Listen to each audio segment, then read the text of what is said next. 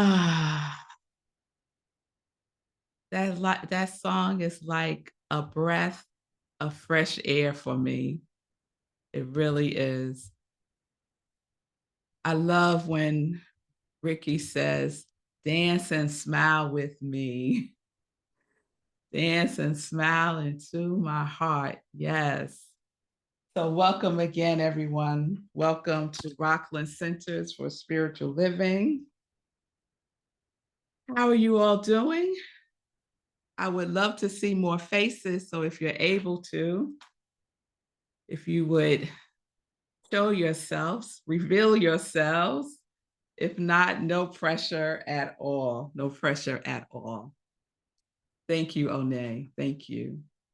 So welcome everyone again to Rockland Centers for Spiritual Living. I am Rev Melissa. And I want to let you all know that right after service today, we're having a meetup with me. And so I really invite you all to stay after service. I'm going to share some information about the center, like our year-end financials, things that we have coming up for the year, an opportunity for you to ask me any questions you might have about the center or about the teachings. It should take about a half an hour, no more than that. So please, this is our first one for the new year, and my intention is to do them every quarter.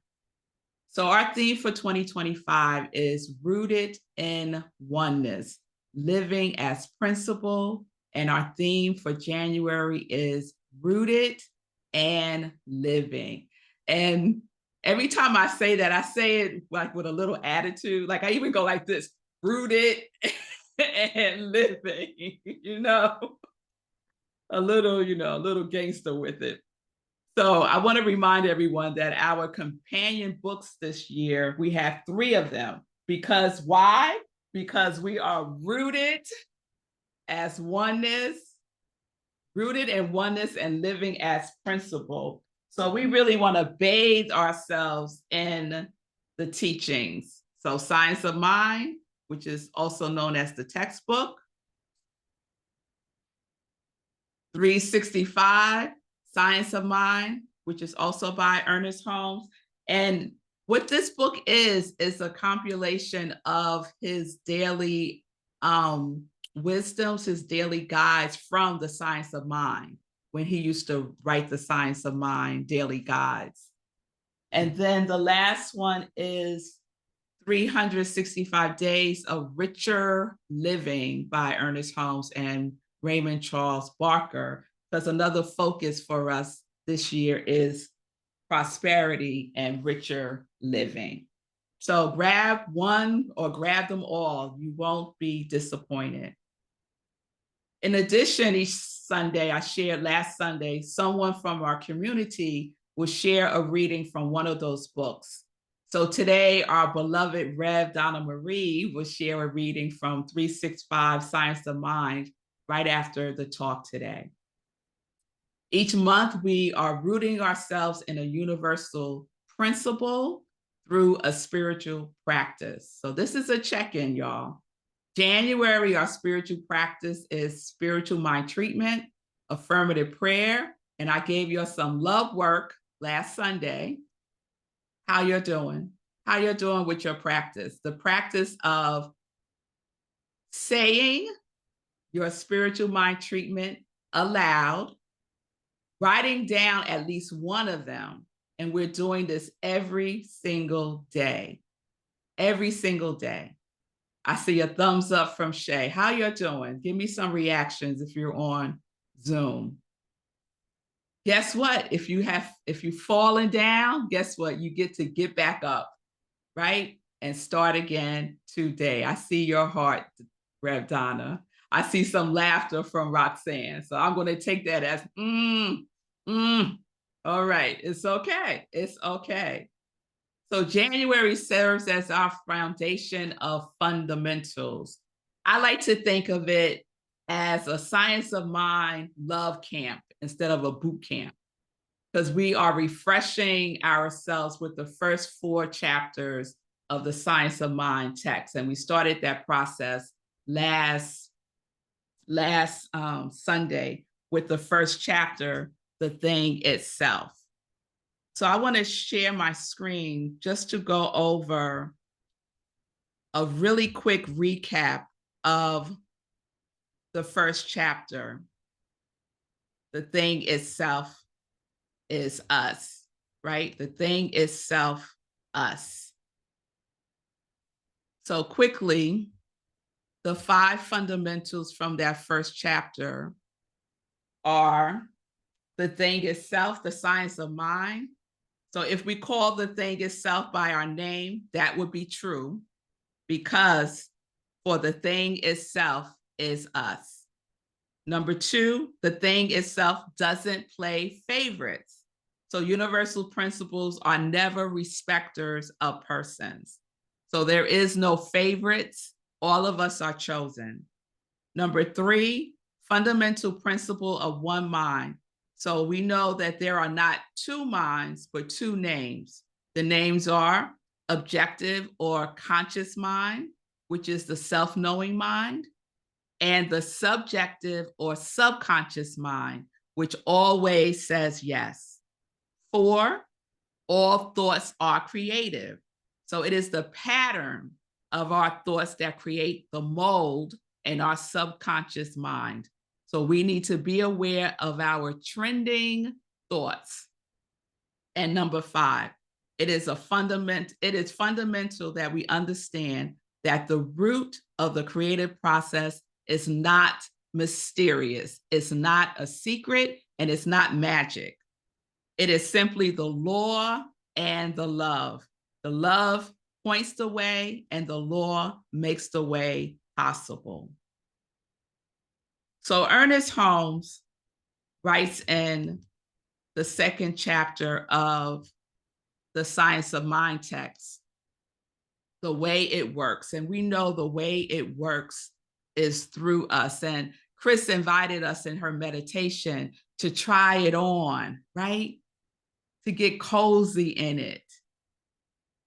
And Ricky invites us to pour ourselves in it as it pours itself in us. So Ernest Holmes says this in the 2nd chapter. The thing then works for us by working through us and is us always. It cannot work for us in any other way. It spreads itself over the whole universe and shouts at us from every angle, but it can become power to us only when we recognize its power. We cannot recognize that it is while we are believing it is not. It is entirely a question of our own receptivity. It is a question of our own receptivity. And the Spirit can make no gift that we do not accept. Have you ever tried to give a gift to somebody and they didn't want it? What do you do with that? They won't accept the gift. God's Spirit, well, I have a typo. God's Spirit always has a gift for us. Are we willing to accept the gift? Are we willing to accept the gift? So today's message is an invitation. It is an invitation for us to accept the gift that the way it works is through us. So I have a question for you. I'm going to have a lot of questions today. Let me just tell you right now.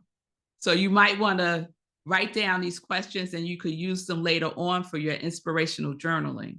But it's something to contemplate on. Are you receptive to the way it works? Are you receptive to the way it works?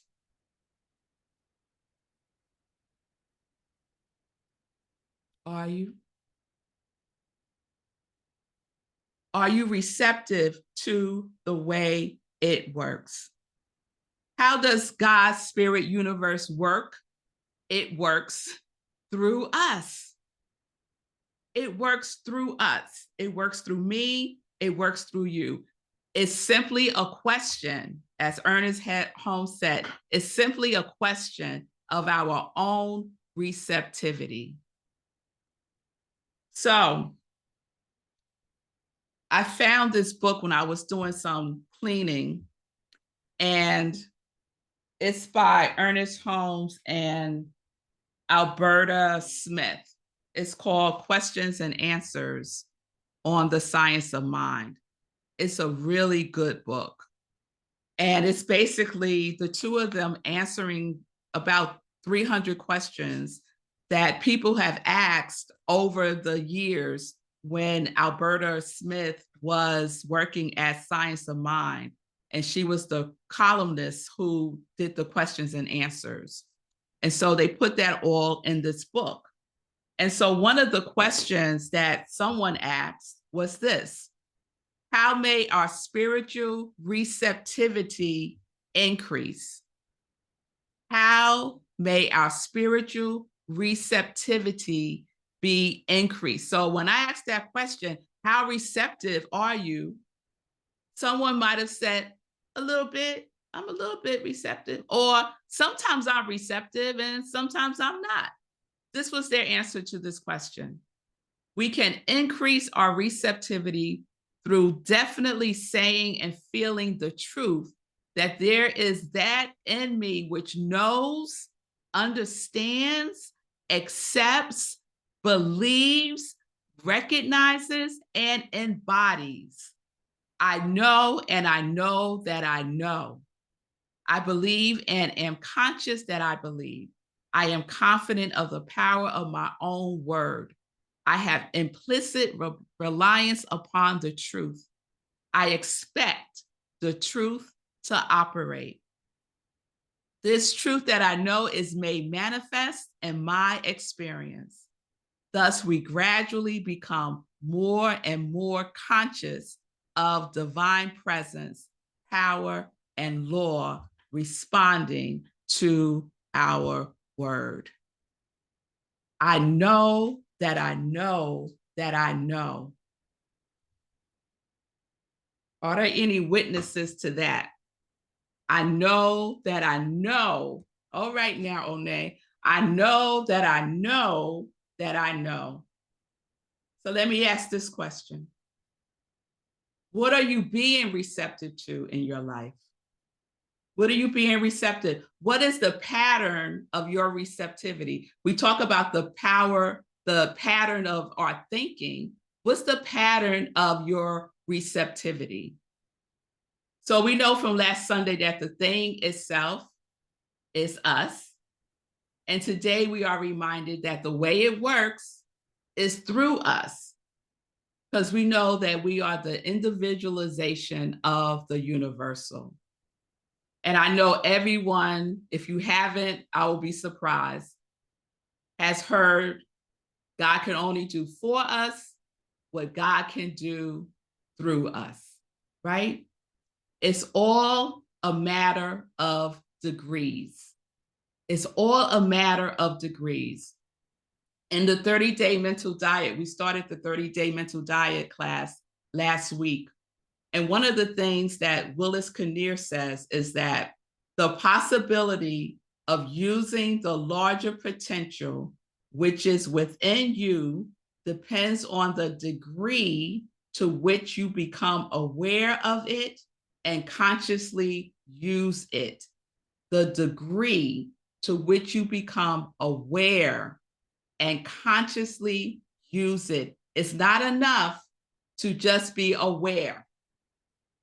Many people say, yes, I'm aware. I'm aware. And what you doing with that awareness, right?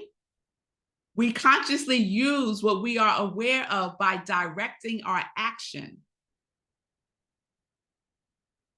So here's another question. To what degree are you aware of the thing itself? To what degree do you consciously use it to direct your life? To what degree do you consciously use it, capital I, capital T, to direct your life? So I want to use this sphere as a prompt. When we ask the question, to what degree do you consciously use it? To what degree do you direct it? What is your level, your pattern of receptivity? Receptive, unreceptive, aware, unaware, conscious, unconscious, directing and focus, unfocused, scattered, willy-nilly, inconsistent. All of those things look like this. Nothing can get in. What can get in? How long would it take to get in? But when we're like this, when we're open, we are available. This is available. This is unavailable. This is present to this right now moment. This is absent. You're in the past or you're in the future. Accept, open. Reject, close. Owning the power that we have indwelling within us, using it and directing it looks like this, open. Complaining, closed. Binging, closed. Not keeping our words to ourselves, closed. Clutter, closed. No matter what, open.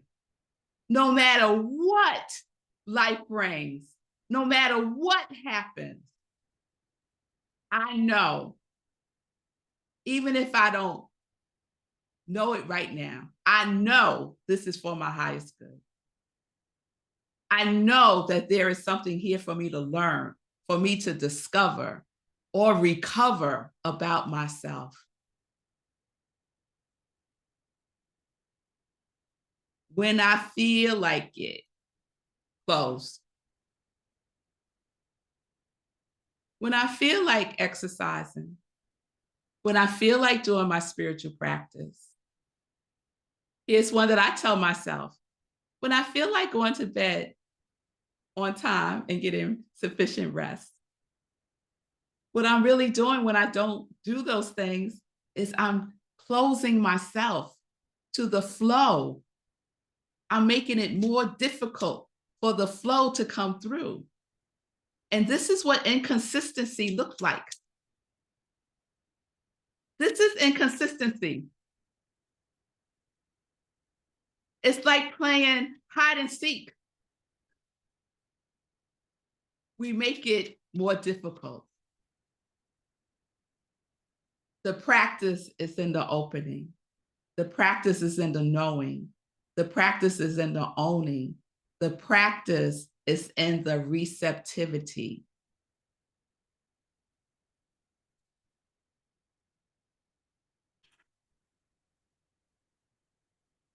I'm going to share my screen one more time.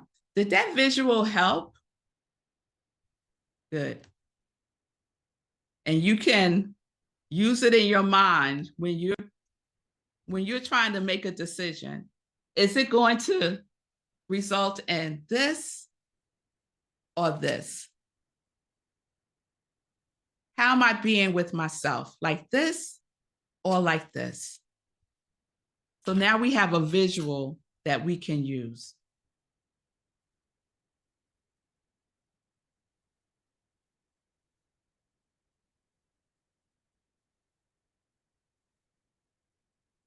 So Ernest Holmes says this: we should work not with anxiety, but with expectancy, not by coercion, but with conviction, not through compulsion, but in a state of conscious recognition and receptivity. We do not have to drive or push, and I would add struggle or hustle, but we must accept and believe. We should then leave everything to the law, expecting a full and complete proof of our faith. We shall not be chagrined, for the law is our faithful servant. The law is obedient. It says yes. It says yes. What are you telling it to say yes to? How are you being receptive to the yes that the law is gifting to us all the time? Are you accepting it, or are you rejecting it? Are you believing that you're not worthy of the gift, that you're not enough? Let us know now again that that is not the truth of who you are, because you are the thing itself. And the thing itself works through you. So we're going to continue rooting ourselves in our spiritual practice of spiritual mind treatment. Our spiritual mind treatment, affirmative prayer, is a way in which we can practice receptivity. It is a way that we can exercise being open so that the flow is flowing unhindered. Now, it still may be slow, right? Because God has the how and God has the when. But we want to be receptive to when that when shows up. That when might show up and we like this. And then we want to know what happened. So we get to use our spiritual mind treatment to ground and root ourselves in the truth of the thing itself. We get to know again and again and again that we are the individualized expressions of spirit, of God.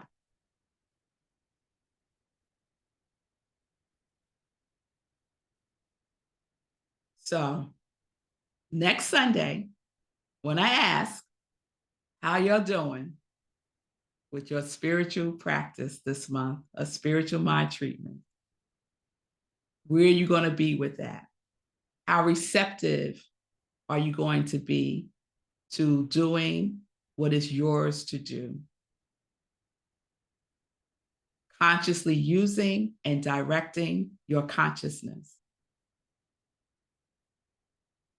So we know that it cannot come through. The thing itself cannot come through if we are not faithful in the knowingness.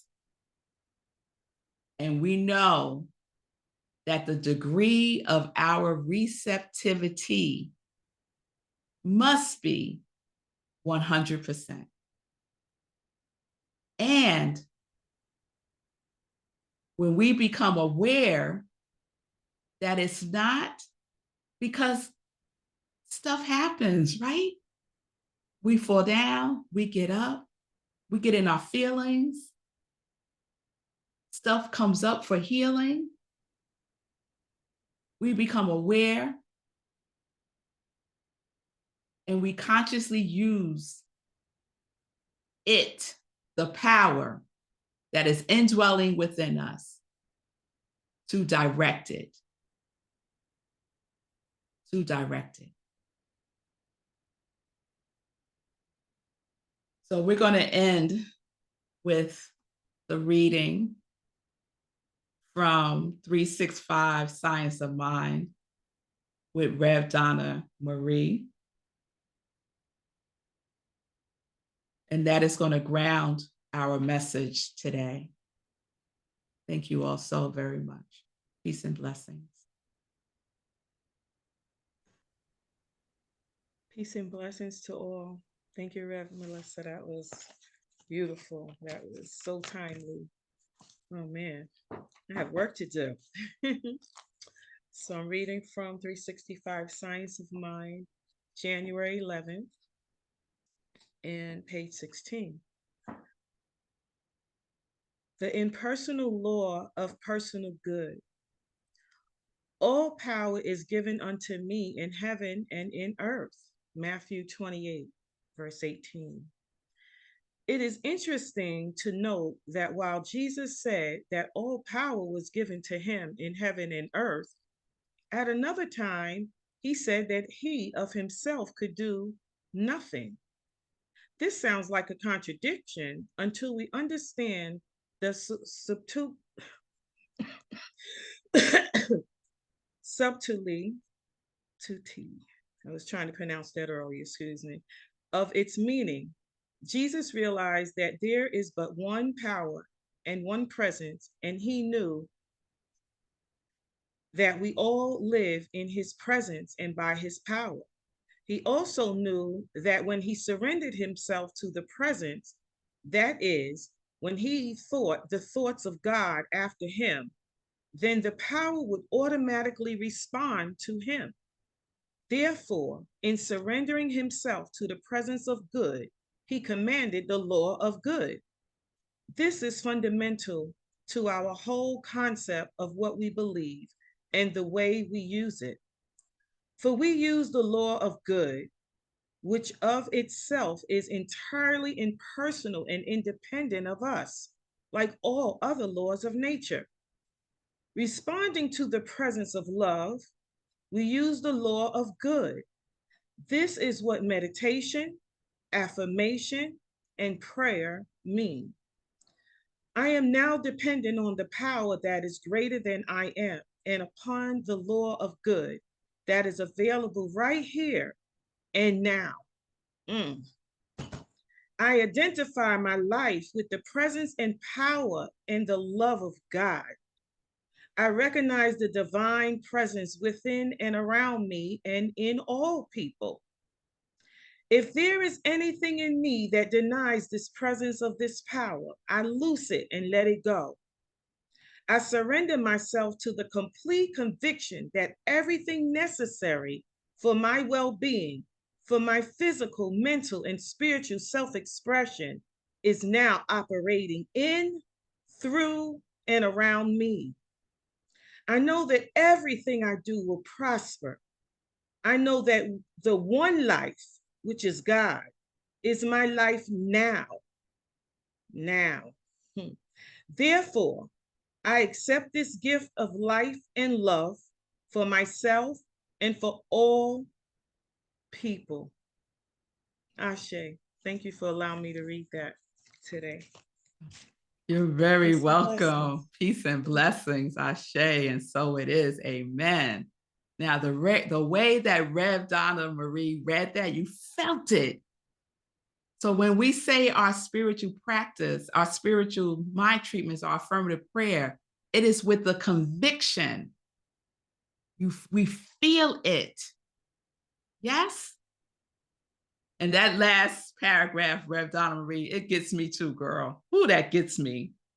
If there is anything in me that denies this presence or this power, I lose it and let it go. Yes. Lose it and let it go. Don't go finding it again. Release and let it go. Amen, amen, amen. Thank you, Rev Donna Marie. So I'm going to close this part of the service with another song. And this one is by CeCe Winans.